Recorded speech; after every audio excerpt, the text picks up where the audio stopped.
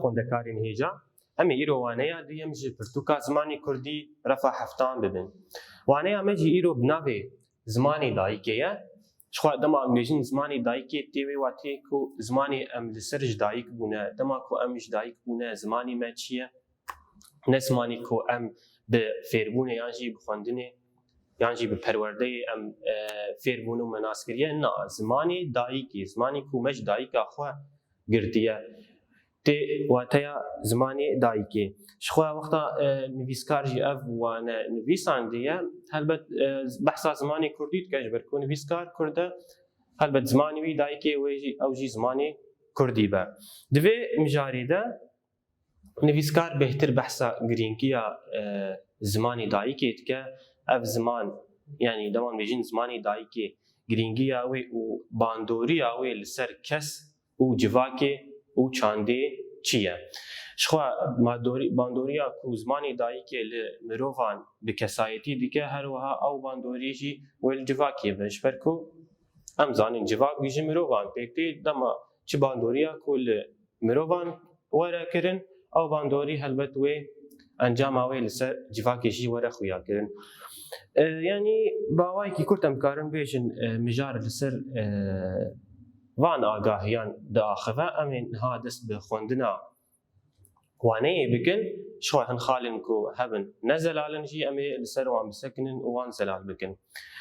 Pirtûkê xwe vekin ser û pella yazdehan, pirtûkê xwe vekin ser û pella yazdehan em ê dest bi xwendinê bikin. Zimanê dayîkê di pêşveçûna jiyanê û kesayeta mirov de hînkariya bi zimanê dayîkê cihekî pir girîng digire. Kesên ku di zimên de têr bin, bi giştî dikarin peywendiyên baştir û durustir ava bikin. Ev di jiyanê de serkeftinek e. Fêrbûna zimanê dayîkê fêrbûna zimanê biyanî jî hêsantir dike. Ziman endamekî herî bingehîn ê çanda gelan e. Gelên ku girîngiyê nedin, gelên ku girîngiyê nadin zimanê xwe, nûbûnan tê de çê nakin û perwerdeya xwe bi zimanê biyanî dibînin, nikarin ramaneke afrîner û binirx derxin holê. Dûrketina ji zimanê dayîkê dûrketina ji hemû nirxên çanda civakî ye. Ji ber ku girêdana bi zimanê biyanî ve rêbazekî herî bi bandor ê dagirkirina gelan e. Di vê mijarê de dewletên dagirker çi anîne serê Kurdan rastiyên dîrokê yan jî rastiyên dîrokî rave dikin. Mixabin heya niha di nava Kurdan de perwerde û hînbûna bi zimanê dayîkê bi bawayekî rast û sazûmankirî pêş neketiye. Gelo îro li gel mirovên me di derbarê hezkirina Kurdî û zanista zimên de baldariyeke têr heye, divê ev pirs baş were hizrandin û nirxandin. Hînbûna zimên hêzir û ramana mirovan diguherîne, her wiha bi şêwe dike. Ziman bingeha avahîsaziya civakî dide çêkirin. Di sedsala dawî de her çi qas zimanê me hinekî pêş ketibe, lê ji aliyê şiyarî û zanista zimên ve kêmanî tên dîtin. Ev ji bo pêşeroja zimanê Kurdî metirsiyeke mezin e. Armanca bingehîn a perwerdeya zimanê dayîkê pêşxistina huner, ragihandin û ramana civakan e.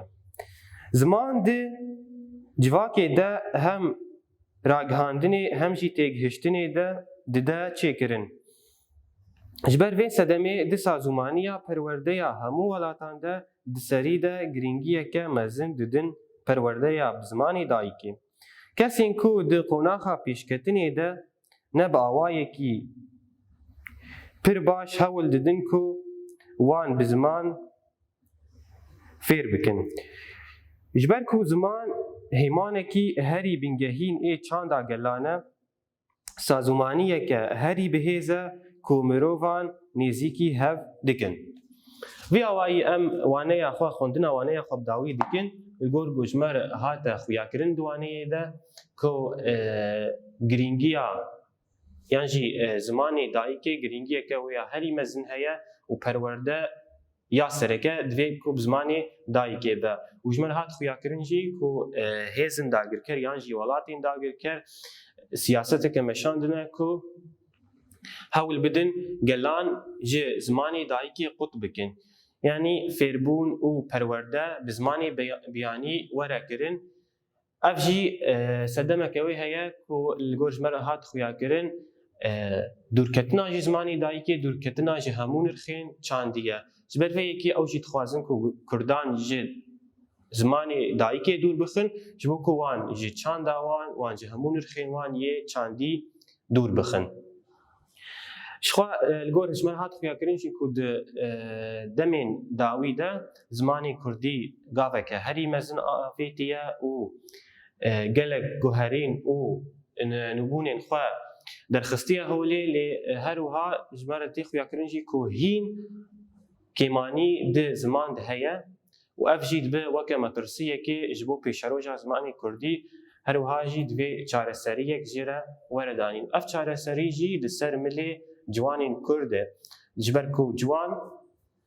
ew niye ku di pêşerojê de karên herî bi nirx bikin û yekî ji van karê herî bi nirx ku zimanên xwe bi pêş bixin niha jî em ê werin ser wateyên peyvan hin peyvên wateya wan nediyar bi me re derbas bûn di vê waneyê de em ê wateya wan şîrove bikin peyva a yekem hînkarî ji xwe ew jî tê wateya dema em bêjin mînak di waneyê de mamoste waneya xwe şîrove dike hemû agahiyên di waneyê de digihîne xwendekaran piştre pirsan ji wan dike ew pirsên dawiya waneyê dibe weke hînkariyekê yanî dixwazin mesela mamoste dixwazin nas bike ka heya çi astê ev xwendekar agahî girtine û fêrbûne yanî vî awayê em dikarin bêjin hînkarî tê wateya hînbûn yan jî fêrbûn hînbûn yan jî fêrbûn dema em dixwazin nas bikin heya çi astê em fêrbûne peyva duyem jî xerîkbûn tê wateya dema ku mirovek karekî dike xwe vî karî ve mijûl dike yanî çawa xwe pê ve mijûl dike hemû karên xwe din radiwestîne tê bi vî karî ser vî karî disekine dema xwe pê diqedîne tê wê wateye ku ev kesaya bi vî karî mijûl bûye ev jî wateya vê peyvê yanî em dikarin bêjin mijûlbûn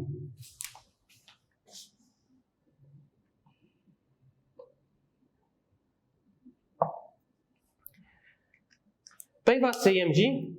peyva sêyem şêwe çî şêwe dema em bêjin mînak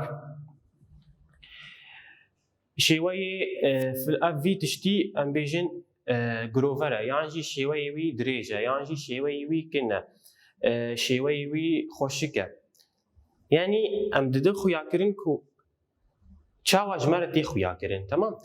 dema em bêjin ev pênûsa han ji me re çawa tê xuyakirin tê wê wateyê ku em şêweyê wê şîrove dikin yan jî awayê wê bi çi awayî hatî sazkirin wê demê em bêjin şêweyê vê pênûsê yan jî awayê wê yanî em dikarin bêjin wateya şêwe awaye wateya şêwe awaye peyva a çarem jî ya herî girîn me re derbas bû di vê waneyê de peyva çand gelek ciyana me re derbas bû peyva çand lê ev peyva çand çi wateya wê ye dema em bêjin dûrketina ji zimanê dayîkê dûrketina ji hemû nirxên çandî ye tê çi wateyê dema em bêjin çandî yan jî çand çand ew nirx yan jî ew fêrbûnên ku civakek ji xwe re digire yanî bi demê re ji nifşekî heya nifşekî ji xwe re nirxina بدست دخن اف نرخ دبكو هيبري بن ام بيجين وكم هناك جل يعني ايش خوام زانين جلي كردي جلي جواكن دين جودانه يعني جلي كيويا اي چاندي هيا اف جل يعني دبوك نرخك چاندي يا هيبري هر وهاجي نرخين چاندي ين رواني هنا نرخي چاندي رواني وكم هناك هزراندنا ويج واكي چاوايا كفنشوبي نوي چاوانا ريبازي وي جياني چاوايا ابي حمود به وكا نرخك رواني يعني ام دارن بيجن چانچيه همو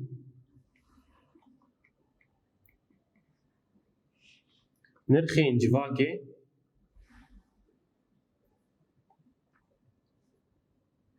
این هیبری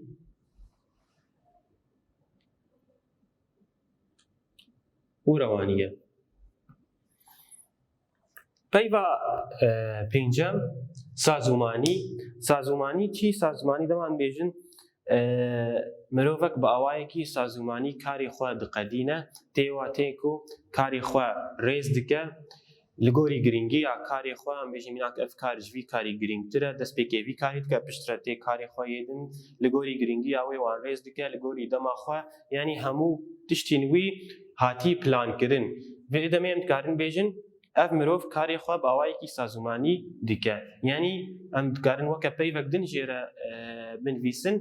بریکوپیک تمام یعنی سازومانی تیواتیا بریکوپیکی اف مروف کاری خواه بریکوپیکی دکه اف مروف کاری خواه به سازومانی دکه یعنی جی پلان کری همو کاری نوی پلان کرینه یعنی ما گوه که واتای آوی هم کارن بنویسن بریک و پیکی بریک و پیکی پیوندیش خو اگر تیوی راوجی دوانه یا یکم مره در باس بو پیوندی مدوی دوانه جیگو امن هاجی دوباره کن تیواتیا دماکو دمروف بهاور دانوستندنی بکن اف دانوستندن ممکنه رو به ممکنه ام بیشن دریا انترنتی دبه ممکنه یعنی دریا نامه یان ربه گلک آوایی پیوندی هنه ویدکی امکارن پیوندی وکه شیرو بکرنی شیره بدن انو دمروف یعنی گلک مروف بهاوره تیکلی اندکن بهاوره ددن و دستینن خودگهینن هف تمام یعنی امکارن بیجن تیکلی او تیکلی ادنا براد چند مروفان ده ام جیرت بیجن پیوندی یعنی امکارن بیجن پیوندی و تیاوی تیکلیه پیوندی و تیاوی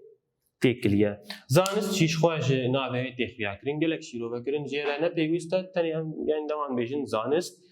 وکه زانینه یعنی ام بیجن میناک زانست زمان تیوی و تیکو زانبون زمان دما ام بیجن مروفک یعنی زمان دخوینه ریبازی زمان دخوینه ری زمانی وی دخوینه آگاهی سروی زمانی کم دکه تیواتی کو زانستا زمان دخوینه یعنی جعالی وی زمانی زانایه زانبونه کل جمعه جبر ویکیم دکارن زانست وکه واتی اوی بنویسن زانین یعنی جی زانبون پیفامه داوی جی شیاری دمان بیجن اف مروف شیاره یعنی جی بویرک بیره در باست به ان بیجن اف مروف شیاره یعنی بالداره یعنی انو اف مروف آگاهی ویل سروی تشتی هیا آگاهی ویل سروی بویره هیا شیاری ویل سروی بویره هیا یعنی جی بالداری ویل سروی بویره هیا یعنی گرینگیه که دیده تمام و واتای ام دکارن شیاری شیرو بکن بواتیا بالداریه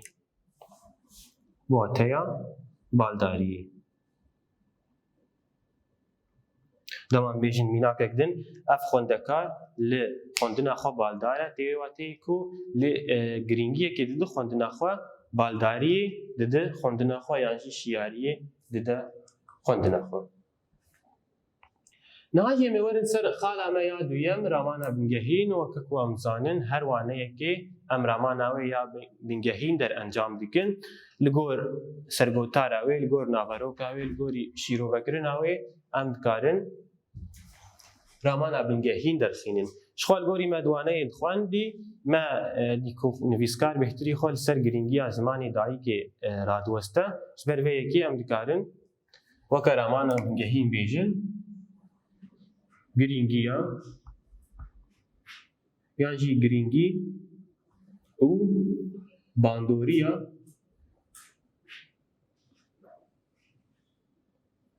زمانی دایکی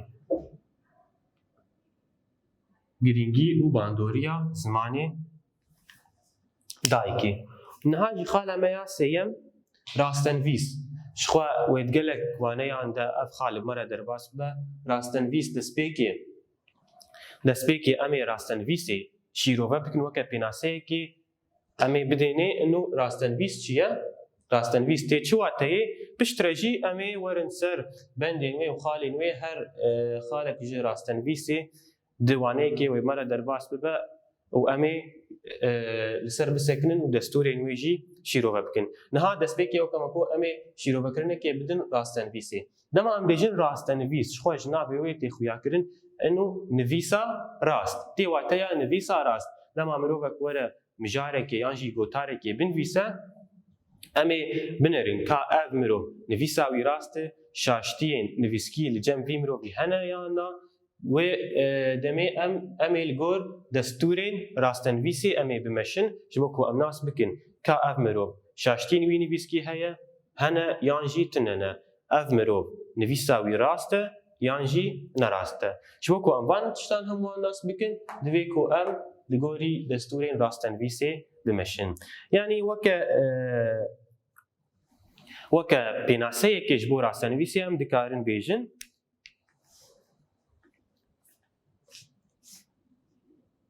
ري وريزكين نفيسا راست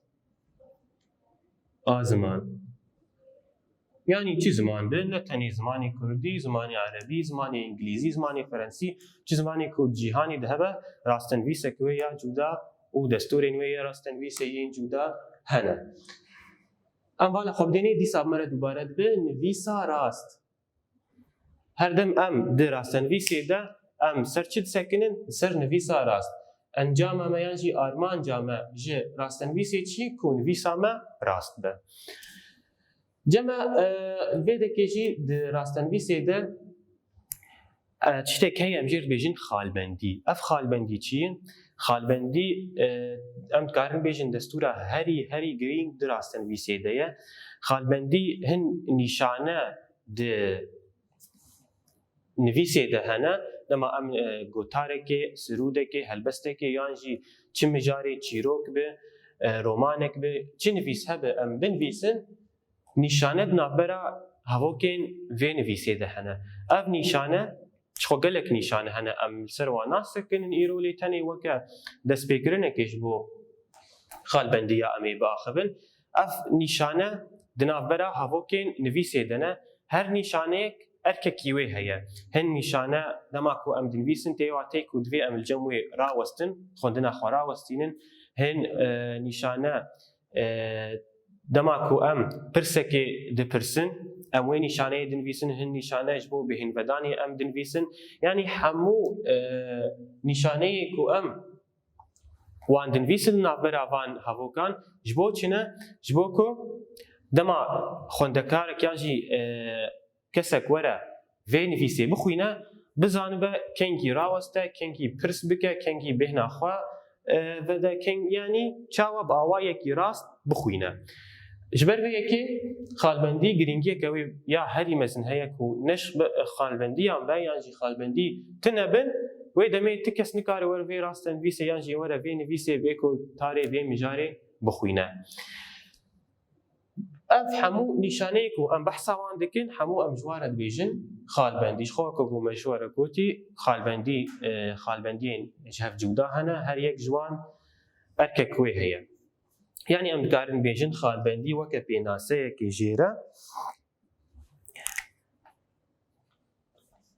ew nîşaneyên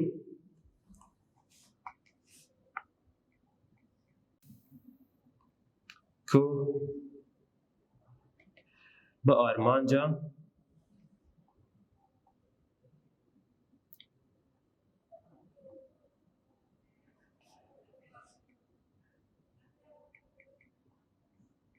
sererastkirina nivîsekê tên kar anîn. Ew nîşaneyên ku bi armanca sererastkirina nivîsekê tên bikar anîn. Weke ku me got dema ku em xalbendiyan di navbera vê nivîsê de nenivîsin, wê demê em nikarin bi awayekî rast vê nivîsê bixwînin. Ji bo xala rastenivîsê em dikarin van agahiyan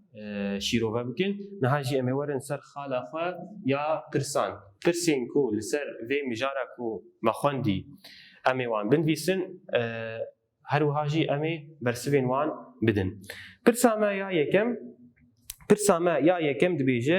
hebûna ziman bandoreke çawa li hebûna civakê dike. Hebûna ziman bandoreke çawa li hebûna civakê dike. Ji xwe me diwaneyê dixwin çawa bandoriya ziman li ser civakê heye ku ne ji ber ne bi hebûna ziman bi civak peywendiyê wan yan jî mirov peywendiyê wan bi hev re nabin, her wiha nikarin têkiliyan bi hev re bikin, fêrbûna xwe nikarin bi pêş bixin. Yani bandoriya zimanê dayîkê li ser civakê, ser hebûna civakê bandoriyeke pir mezin e û bandoriyeke giştî ye. Yani ne tenê li beşekê ji civakê dike, li civakê giştî dike. Ji ber vê yekê em dikarin ji waneyê jî bersivê derxin,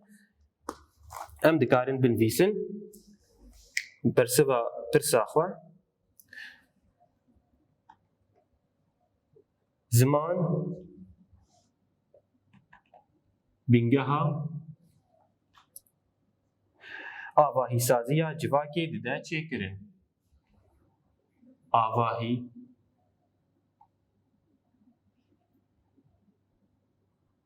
Avahîsaziya civakê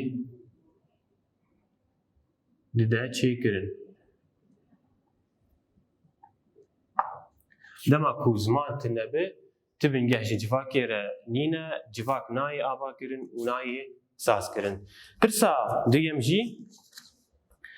duyem, zimanê me yê dayîkê çi ye? Zimanê me yê dayîkê çi ye? Ji xwe em hemû zimanê me yê dayîkê zimanê Kurdî ye. Ji xwe nivîskar jî weke ku me destpêkê daxuya kirin, dema dibêjî zimanê dayîkê behsa zimanê xwe yê dayîkê dike, behsa zimanê Kurdî dike. Em dikarin bersiva pirsa duyem jî vî awayî deynin, zimanê Kurdî. Zimanê me yê dayîkê çi ye? Zimanê Kurdî ye. Zimanê Kurdî ye. Pirsa sêyem dibêje nivîskar çima girîngî daye fêrbûna zimanê dayîkê. Nivîskar çima girîngî daye fêrbûna zimanê dayîkê? Dema ku me wane xwendî ji me re hat xuyakirin ku mirov destpêkê vê ku bi zimanê xwe bixwîne, piştre zimanên biyanî bixwîne. Mirov her çiqas fêrî zimanên din bibe, ev wek bêje fêrbûneke baş û perwerdeyeke baş ku mirov xwe perwerde dike, lê bêyî zimanê dayîkê ev perwerde ti bingeh jê re tune. Ji ber ku kesê zimanê xwe yê dayîkê nizanîbe, ti car nikare zimanekî biyanî fêr bibe. Yani em dikarin vê jî wek bersivekê jê re binivîsin. Kesê ku zimanê dayîkê fêr nebe,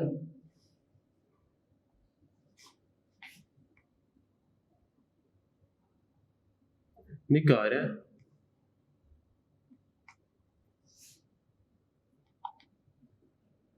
zimanên biyanî jî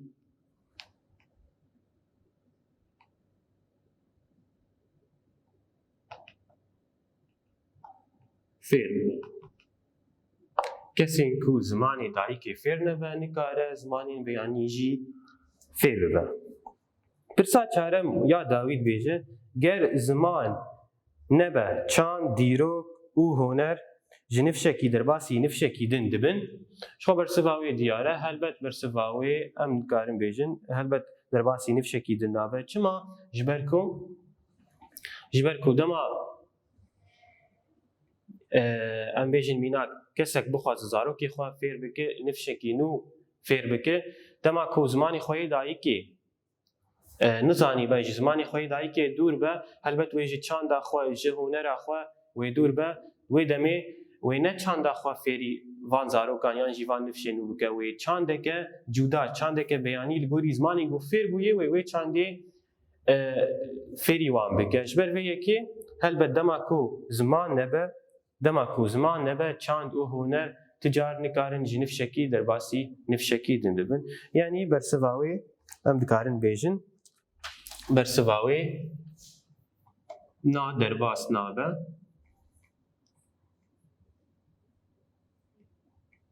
yani tenê ev bersiva wê bersiva a ji pirsêra pêwîst tenê em bêjin derbas nabe lê weke şîrovekirinekê em dikarin bêjin enû çima ji ber ku kesê ji zimanê xwe dûr be helbet wê ji çanda xwe hunera xwe jî dûr be ji ber vê yekê ji nifşekî derbasî nifşekî din nabin vê awayî em bersiva pirsên xwe bi dawî dikin niha jî em ê werin ser xala me ya dawî xala cûr û awa cûr û awa ji xwe xala me ya cûr û awa jî îro bi navê gotarê ye gotar deman bêjin gotar çiwa teya gotarê ye ew jî ji xwe cûreyek ji cûreyê nivîsê ye xala cûr û awa hemû ser cûreyê nivîsê diaxivin em bêjin mînak çîrok li cem me heye ew jî yekî cûreyê nivîsê ye helbest ew jî yekî cûreyê nivîsê ye roman heye gotar jî weke çîrokan û helbestan û romanan yek jî cûreyê nivîsê ye lê ev gotar taybetmendiyê wê çi ne tako em bêjin ev nivîs xwedî taybetmendiyê gotarê ne em dikarin ji vê nivîsê re bêjin gotar destpêkê weke pênasekirinê ji gotarê re em dikarin bêjin em bi hev re bixwînin ew cûre nivîsa ku nivîskar tê de nêrînên xwe bi agahiyên guncav bi mebesta têgihiştina rast çê dike dinivîse yanî ev nivîskar agahiyên li cem wî hene nerînê li cem wî hene dixwaze gûfan agahiyan van nerînan bi awayekî rast bikîne mirovên derdora xwe wê gotarekê binivîse ev gotar nerînên wî û agahiyên wî di vê gotarê de wê were nivîsandin lê ev nerîn û ev agahî dibe yanî mumkin e nivîskarek were gotarekê binivîse lê ew agahiyên wî ew nerînên wî ti bingeh jê re tinebe yanî tenê weke xeyalan ji xwe re dinivîse em nikarin bêjin ev gotar e ev tenê nivîseke taybet bi vî kesî ye lê dema em bêjin gotar divê ku bingehek van nerînan hebe yanî agahiyên guncav were nivîsandin ne her kes agahiyekê ji xwe re li gorî xwe binivîse bê ev heye wala gotarek nivîsandiye nayê wateya gotarê weke me gotî divê ev nerîn bingeheke wê hebe bingeheke wê ya rast hebe ku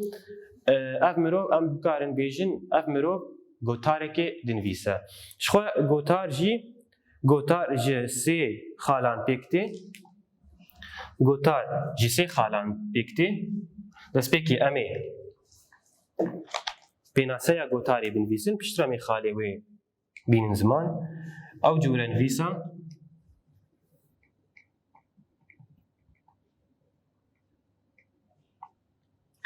ew cûre nivîsa ku nivîskar tê de nêrînên xwe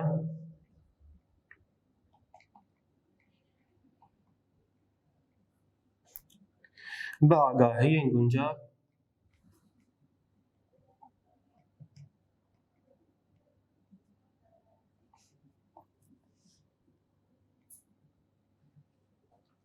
bi mebesta têgihiştina rast çê dike دنویسه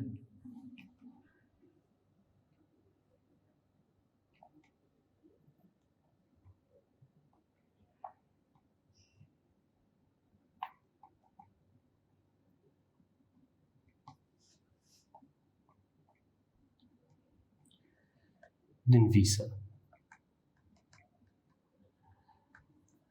يعني مروفي كو گوتارك دنویسه نرين وي هنا دخوازه کو وان نرینان بگهینه مروان تیگهشتنه که الجوان مروان چیه که به آوایی که نویسکی ویدمی هم دکارن بیجن گوتارک نویسیه شخوا که ما گوتار سه خالین وی هنه دسپیک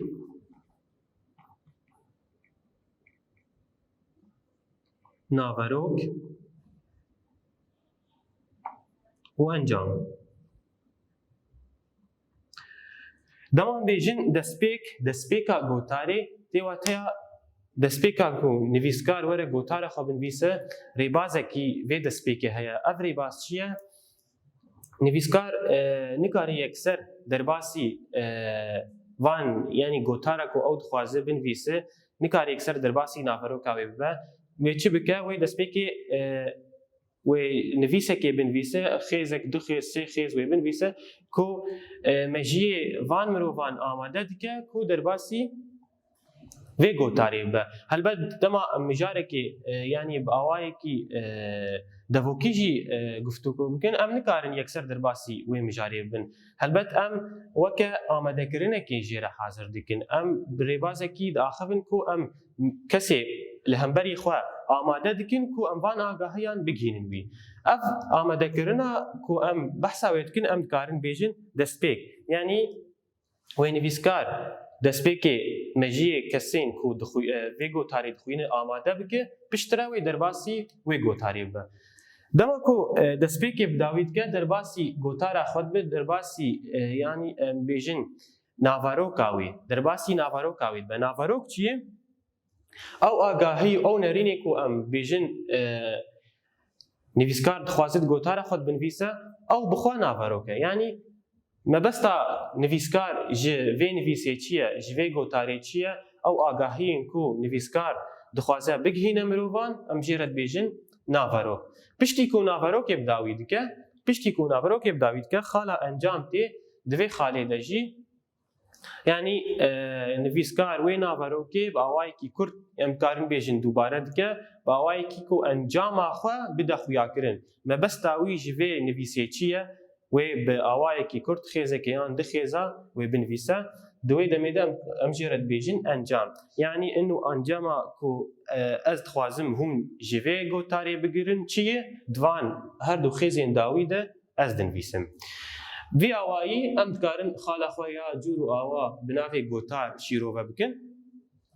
یعنی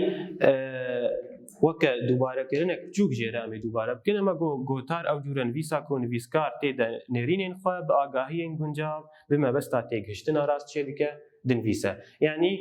نرینین وی هنه دخوازه با آوایی کی راست وان نرینان بگهینه کسی همبری خواه با آوایی کی نویسکیش وکو دیگشتنک الجم وان مروان چیه با نرینین وی تی بگهینن شخوا مگو گوتار جی سی خالی وی هنه دسپیک ناوروک انجام دسپیک او چند خیزین دسپیک ایکو مروان آماده دکنیش بو گوتاری چبو خوندنا گوتاری ناوروک جی مگو او نرین و آگاهین کو نویسکار دخوازه وان بکینه مروان ام جرد بیجن ناوروک یا داوی جی انجام مکو بداوی کرنا گوتاری تشتی کو مرو یعنی جی نویسکار دخوازه بکینه مروان جی وی گوتاری وکه دخیزین کرد دنویسه ام دکارن بیجن انجام وی اوایی ام خالا جور آواز داوید کن هر وهاجی امانه یا خواه دیم بداوید کن بهوی اوانه یک دن سپاس جبو تماشا کرنی بمینن کیف و خوشی